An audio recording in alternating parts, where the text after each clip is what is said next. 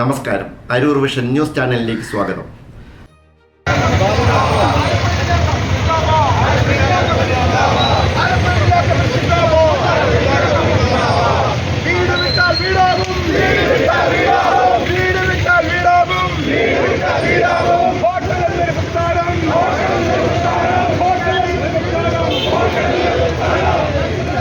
Kerala hotel and restaurant association Alappuzha ജില്ലാ കമ്മിറ്റിയുടെ നേതൃത്വത്തിൽ പ്രതിഷേധ മാർച്ചും ധർണയും സംഘടിപ്പിച്ചു.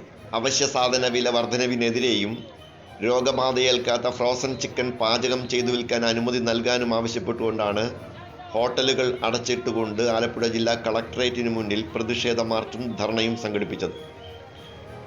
ജൂലൈ 2 ചൊവ്വാഴ്ച രാവിലെ 10 മണിക്ക് നടന്ന പ്രതിഷേധ ധർണ സംസ്ഥാന പ്രസിഡന്റ് ജി ജയപാൽ ഉദ്ഘാടനം ചെയ്തു.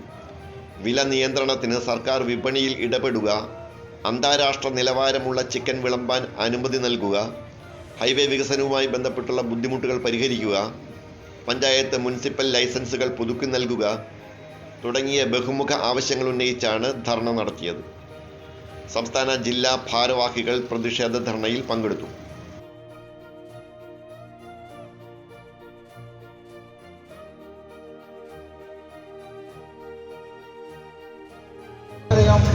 അവശ്യ സാധനങ്ങൾ വിൽക്കുന്ന ഹോട്ടൽ പോലുള്ള പ്രസ്ഥാനങ്ങൾ കടയടച്ചിട്ട് സമരം ചെയ്യരുതെന്ന് വിശ്വസിക്കുന്നു.